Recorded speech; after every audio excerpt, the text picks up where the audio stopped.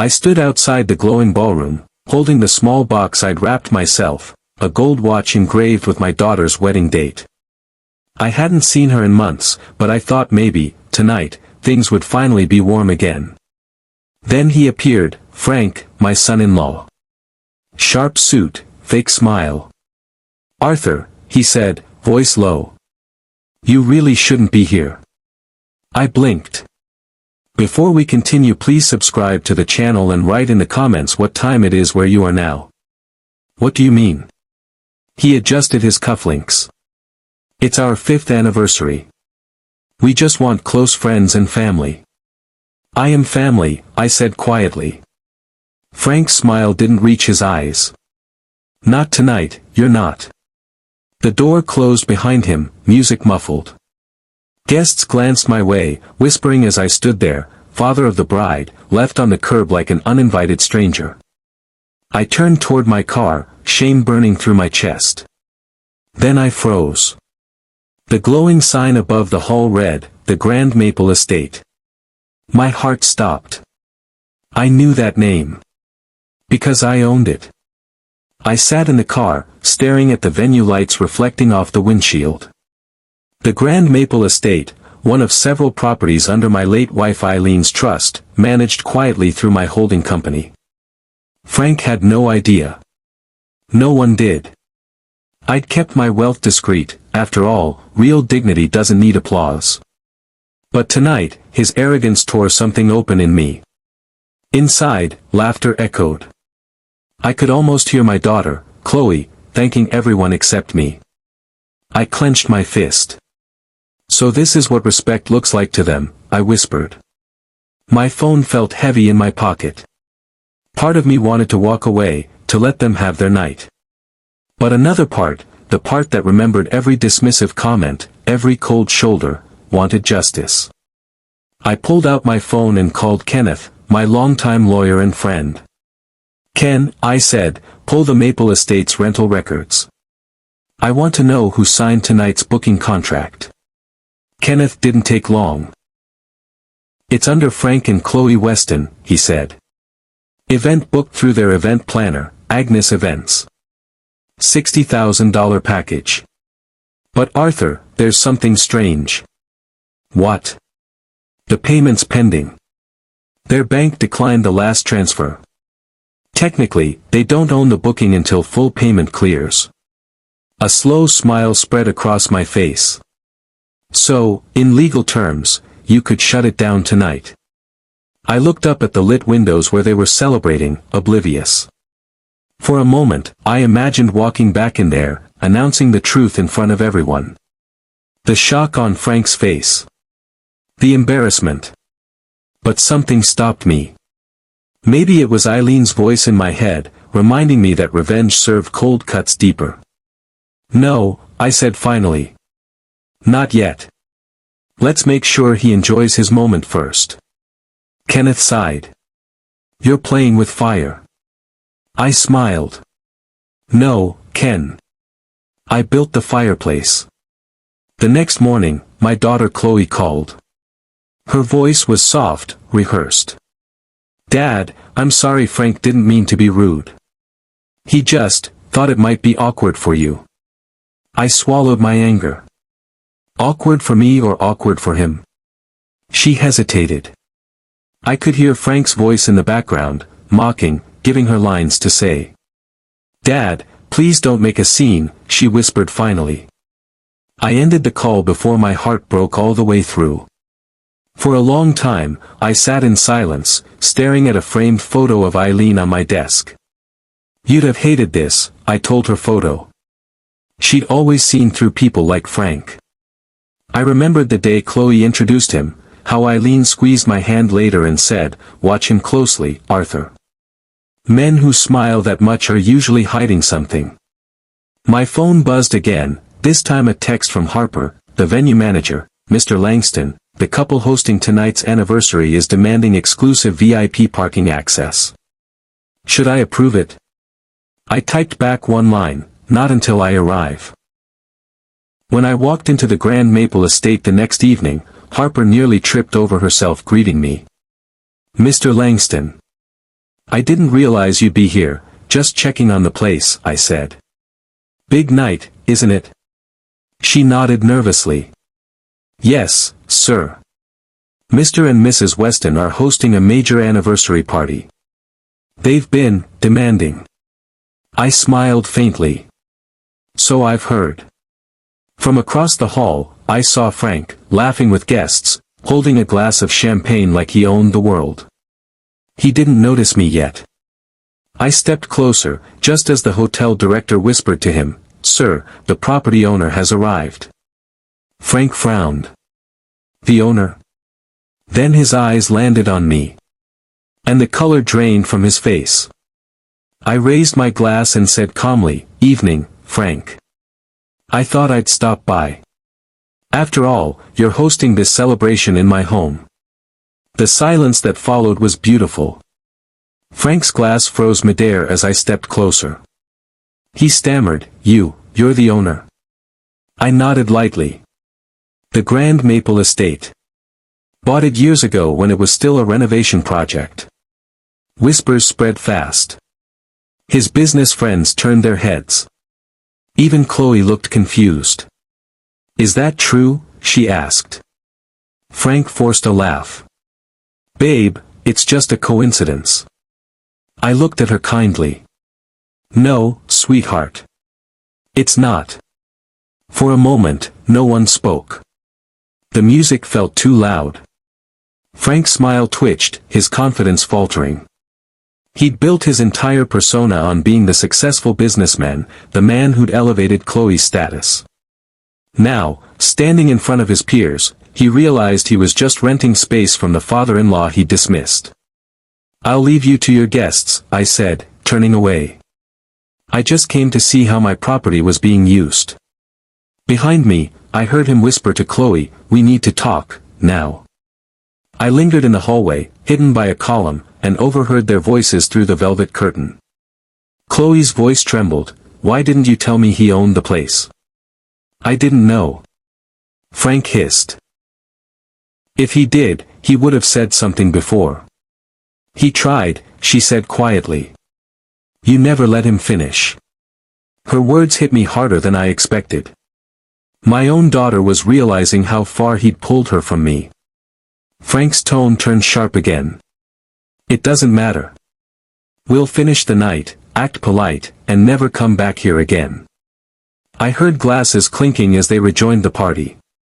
For the first time in years, I saw a crack in their perfect marriage facade. Frank was scrambling now, trying to maintain control. But control was something he never really had. I stepped back toward the main hall, my mind already forming a plan. If he wanted polite, I'd give him perfection. And then I'd take it all away in one night. I spent the next hour greeting guests, chatting with the staff, and making sure every detail of the night ran seamlessly. Frank kept glancing my way, uneasy.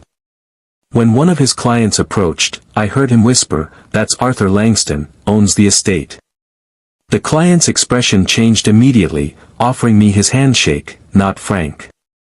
"Mr. Langston, I had no idea. Your venue is magnificent." "Thank you," I said warmly. "Frank and Chloe have excellent taste in choosing it." The compliment was deliberate, it made Frank look like he was borrowing from me, not hosting independently. It was subtle, but I saw it, the shift of power. For the first time, Frank was the outsider. He'd built his reputation on charm and connections, and in one night, I'd quietly taken both. As dessert was served, the event manager whispered to me, "Sir, there's an issue with the payment. The final balance hasn't cleared." I smiled. "Then let's resolve it, publicly." I walked calmly onto the small stage where Frank was about to make his toast. "Sorry to interrupt," I said, taking the microphone. "Before we continue, a little housekeeping note from management." Frank's face went pale. "Arthur, this isn't," I continued, "it appears the balance for tonight's event remains unpaid. Company policy requires settlement before service continues." Gasps rippled through the crowd. Chloe looked mortified. "Frank," she whispered. He fumbled for words, hands shaking. It must be a banking error. I handed him the invoice. You can settle it now if you'd like. I'll wait. The silence that followed was sharper than any speech. I could see his mind racing, trying to figure out how to save face. His friends were watching. His business partners were watching. His wife was watching. And for the first time, Frank couldn't charm his way out.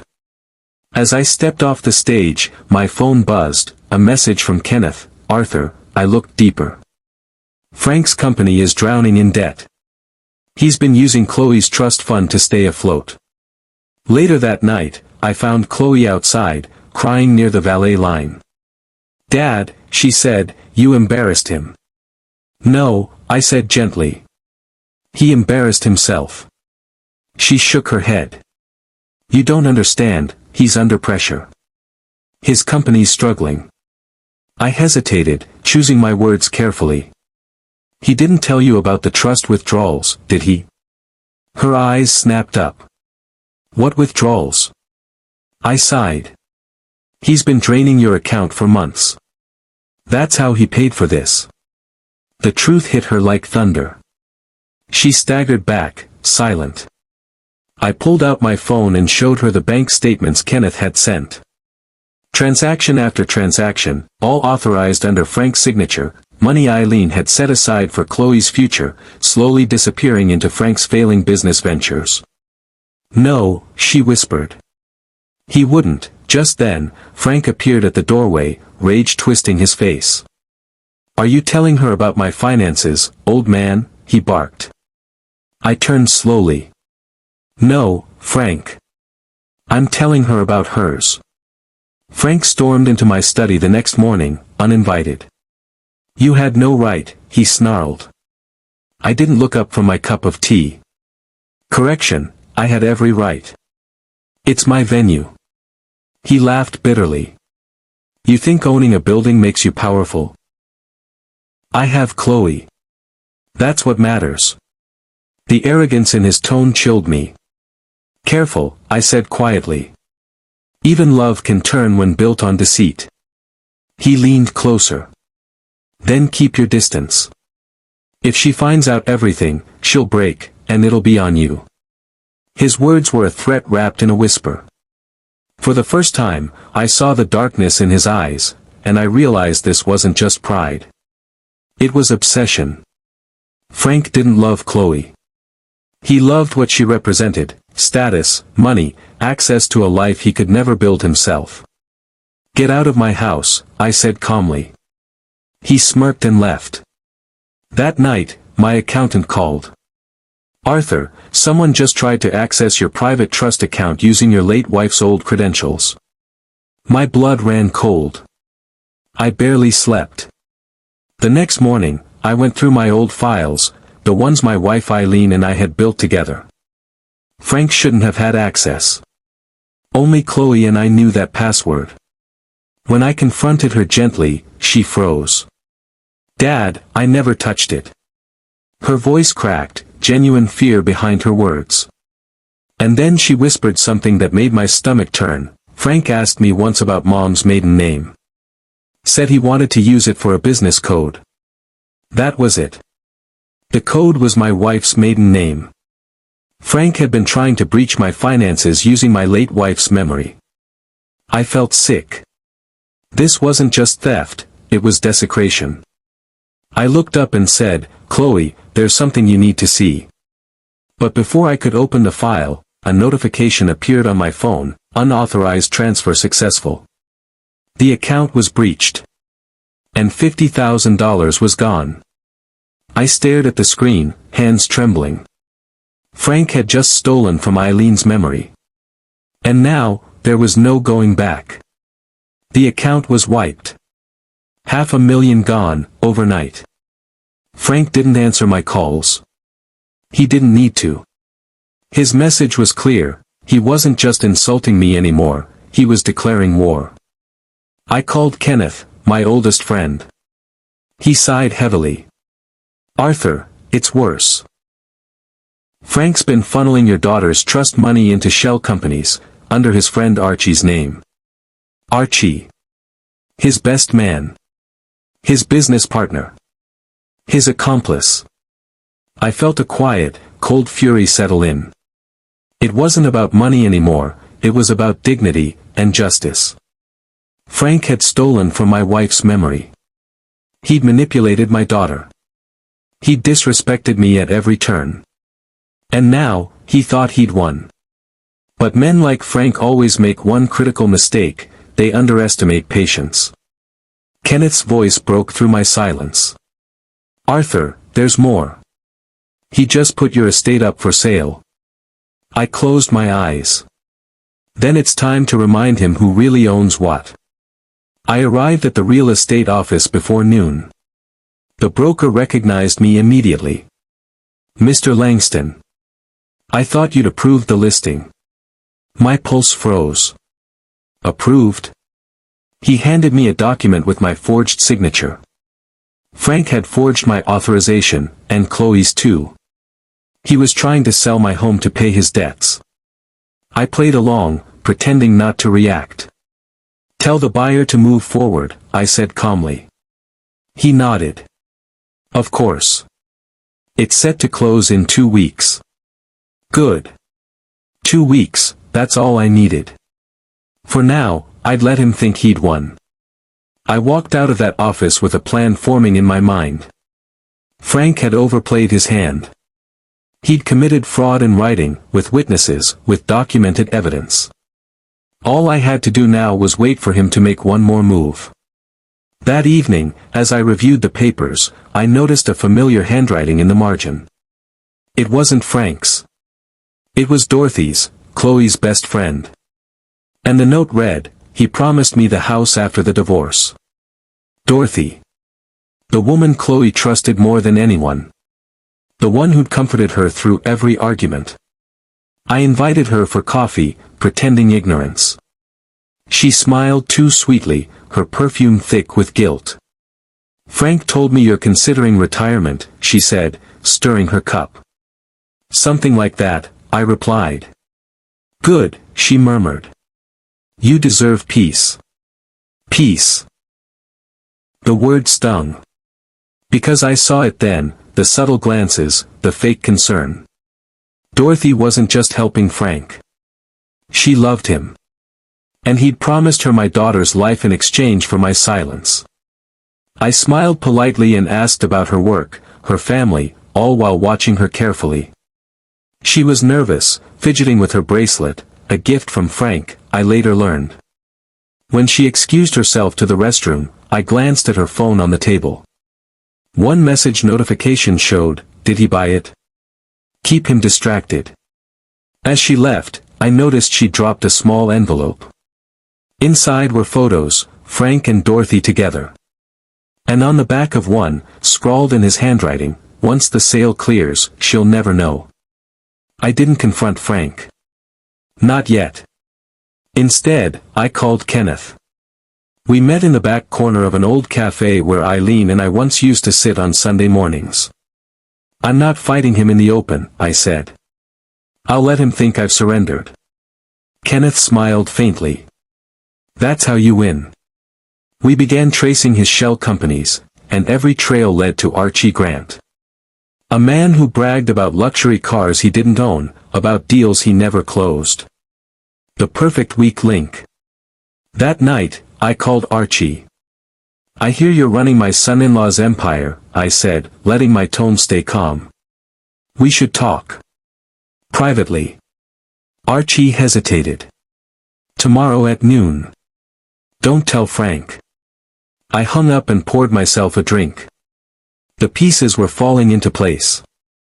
Frank had built his empire on lies, manipulation, and borrowed credibility. But empires built on sand always crumble. I just needed to be patient. Just a little longer. And then everything would come crashing down. Archie arrived late, sweating under his designer jacket. You didn't hear this from me, he muttered, sliding a flash drive across the table. But Frank's been setting me up, your name's on every fake document. If this blows up, it's your fraud, not his. Inside the flash drive was my signature, copied dozens of times. He was right. Frank had forged everything. Archie's eyes darted. He's selling your company shares next. Then he's gone. New identity, new wife. Dorothy's just bait. I stared at him. And what do you want for this? He smiled nervously. Protection. I nodded slowly. Consider it done.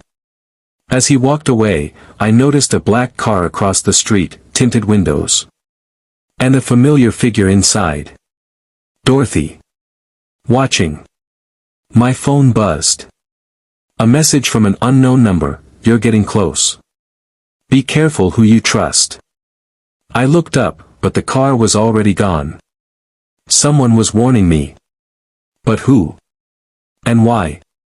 That night, Dorothy showed up at my door. "I know what you think," she whispered, trembling. "But I didn't mean for it to go this far." I poured her a drink and said nothing. She confessed everything, the affair, the forged papers, the promise Frank made her, that once he handled Chloe and me, they'd start over abroad. When she finished, she started crying. "I loved him," she said, voice shaking. "No," I said softly. "You loved the way he lied." Dorothy looked up at me, mascara streaked across her cheeks. "He told me you were controlling. That you kept Chloe from being happy. That if I helped him, we'd all be free." I shook my head. "And you believed him?" She handed me a folder, full of private messages, receipts, and photos. But at the very bottom was a plain ticket, one for Frank, one for Chloe. Departure date, 3 days from now. "He's not running with you, Dorothy," I said quietly. "He's running with my daughter." 3 days. Frank wasn't running away with Dorothy. He was planning to disappear with my daughter, leaving her bankrupt and blaming me. I invited him over, pretending ignorance. "Let's talk about the house sale," I said over dinner. He smiled. "You're finally learning to let go." As he poured wine, I slid a small envelope across the table. Inside was a single photo, him and Dorothy, holding hands in the car outside my gate. He went pale. "I'd be careful," I said quietly. The truth has a way of surfacing. Especially when people like Archie panic. He laughed nervously, then leaned in. "You think you're in control, old man? You don't know the half of it." Then he whispered a name I hadn't heard in years. "Eileen's lawyer. Ask him about the real ownership of that venue you're so proud of." My heart stopped. What did he mean? What did Frank know about Eileen that I didn't? That night, I went into the old study, the one I'd sealed after Eileen died. Inside her desk drawer was a faded envelope labeled, "If he ever turns on Chloe." My hands trembled as I opened it. Inside were documents, ownership papers, hidden trust deeds, all signed under Eileen's maiden name. The venue Frank thought I owned alone. It was never mine. It belonged entirely to Eileen, and now, legally, to Chloe. Every event Frank ever hosted there, every dollar he spent, every insult he threw, had been made possible by the woman he tried to erase. I stared at the papers, tears blurring my vision. Eileen had known. Somehow, she'd known this day would come. At the bottom of the envelope was a small note in Eileen's handwriting, "Arthur, when truth becomes too heavy for silence, let it speak for you." I looked up and whispered, "I will." The next morning, I made arrangements for one final dinner. At the venue. With everyone present. It was time for the truth to speak. I invited Frank and Chloe to dinner at the very same venue where he once told me I wasn't welcome. The chandeliers glimmered like judgment. He strutted in, acting as if he owned the place, smiling at the staff, shaking hands with the manager I'd quietly reinstated 2 days before. "Nice place," he said smugly. "It's beautiful," I replied. "You should thank Eileen. She built it." He froze for half a second, just long enough for me to see fear flicker behind his eyes. Chloe looked confused. Mom built this? Every brick, I said. With money she earned before we even met. She wanted it to be yours someday. Frank's jaw tightened.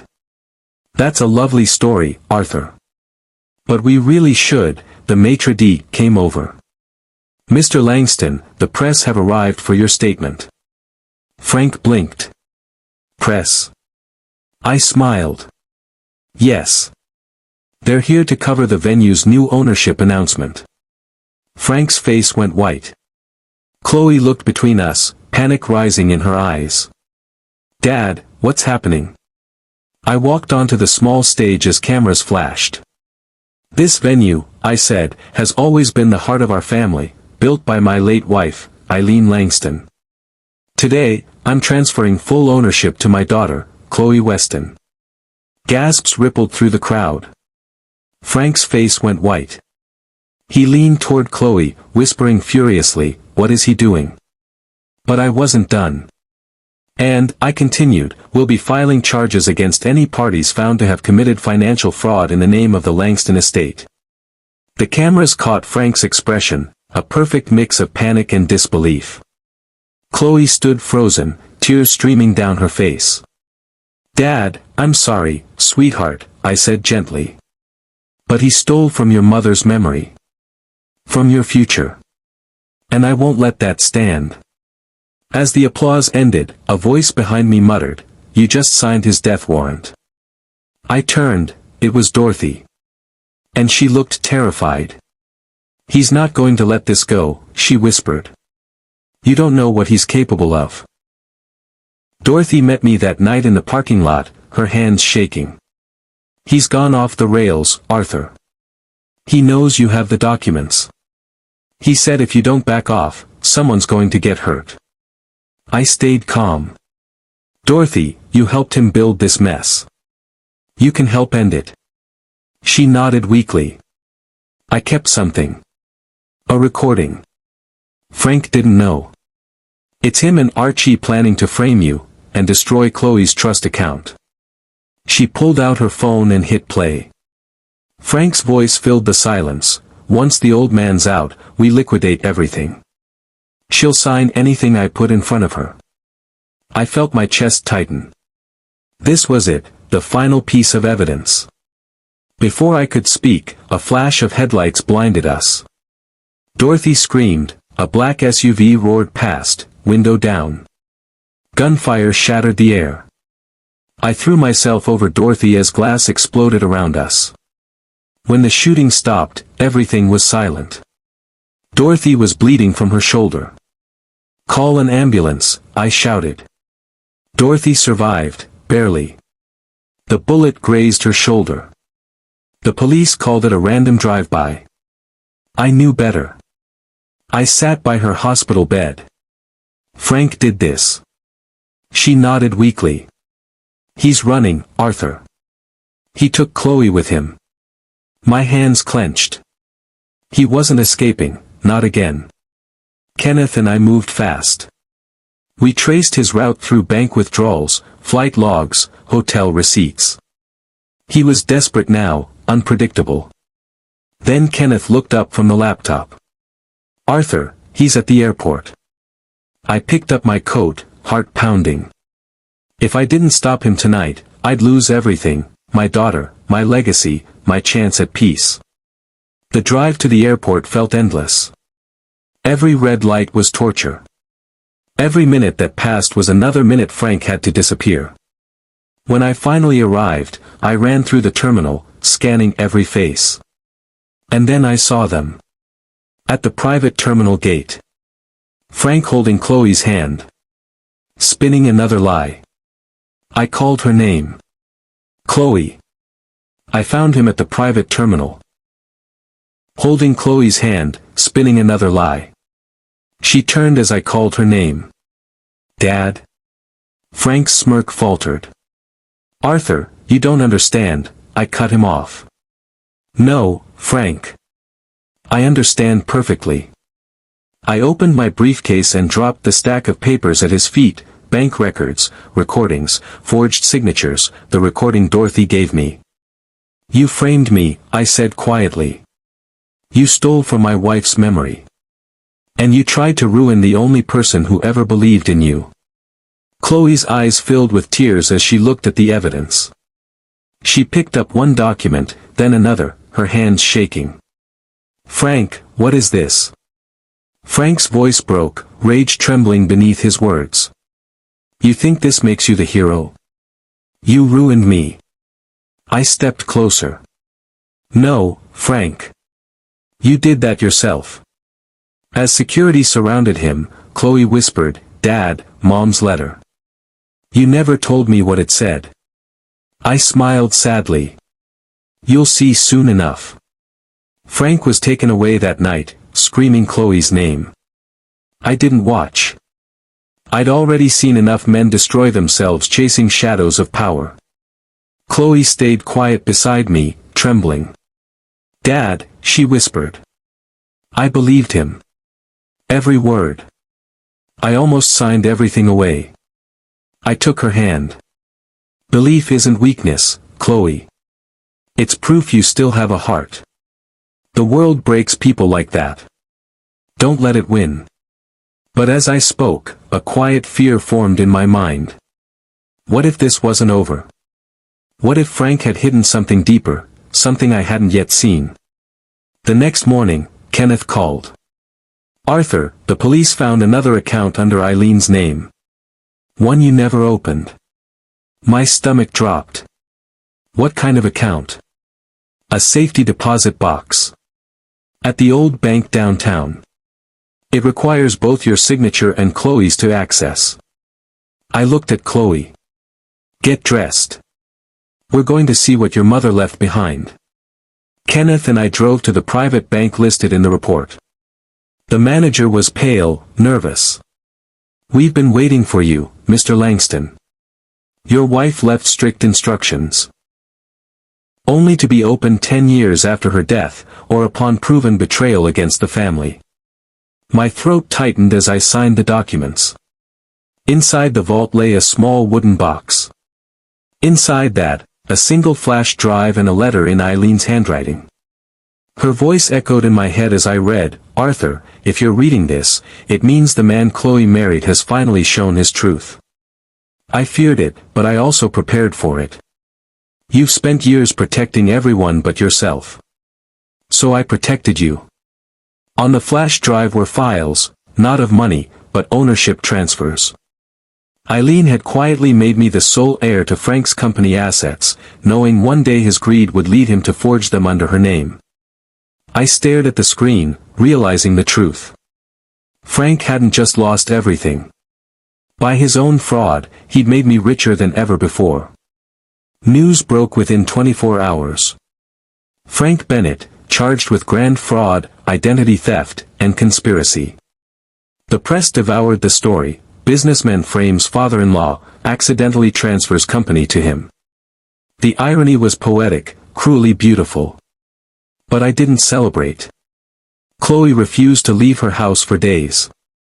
She cried until her voice gave out. I don't know who I am anymore, she whispered one night. I looked at her and said softly, then start there. Start as someone new. I didn't tell her about the inheritance. Not yet. She needed time to heal, to process everything that had happened. 2 weeks later, Kenneth walked in with another letter, delivered anonymously. No return address. Just one word on the envelope, Dorothy.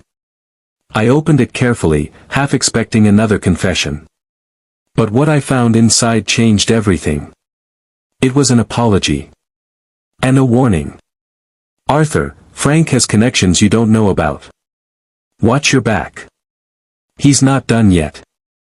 Dorothy's letter wasn't a plea, it was an apology. She'd fled the city, terrified and alone. Inside the envelope was a confession signed under oath, detailing everything. How Frank manipulated her, how she helped him, how she regretted every moment. But there was something else, a photo. It showed Eileen, years ago, standing with Dorothy outside the same venue. A note on the back read, "Your wife hired me once, Arthur. I wasn't always his accomplice. She believed in giving broken people second chances. I failed her, but you didn't." I sat for a long time, unable to move. Even in betrayal, Eileen's kindness had left ripples, reaching people I'd written off as lost. That night, I visited her grave. "I won, Eileen," I whispered. "But it doesn't feel like victory." The wind stirred the trees, and I could almost hear her reply, "Because justice was never meant to feel easy." I placed fresh flowers on her headstone and walked away, knowing she'd be proud. Not of the revenge, but of the mercy. A year later, the venue glittered under golden lights again, this time for a new event, a charity gala in Eileen's name. Chloe stood at my side, stronger now, smiling faintly. "You sure about this, Dad? Giving it all away?" I nodded. "Your mother didn't build these walls for money. She built them for purpose. It's time they served one." As guests arrived, I noticed someone at the door, a familiar face. Dorothy. She looked fragile, different. "I'm not here to ask forgiveness," she said quietly. "Just to thank you. You gave me a chance to start over." I smiled. "Eileen gave it. I'm just passing it on." As the lights dimmed for the opening speech, Kenneth leaned toward me. "You know, the papers still list you as the majority owner of Bennett Holdings. What are you going to do with it?" I chuckled softly. "I already did. I transferred every share to a foundation in Frank's name. For debt rehabilitation programs." Kenneth blinked. "You gave his name to charity?" "Yes," I said. "Because that's what ruins men like him, not hate, not revenge. Legacy." I looked toward the crowd, Chloe laughing, guests clapping, Eileen's portrait glowing under soft light. For the first time in years, I felt peace. "He took my dignity once," I whispered to myself. "But now, he'll spend eternity giving it back to others." If you like this story, please like this video, subscribe to the channel and share your impressions of this story in the comments. Thank you for watching.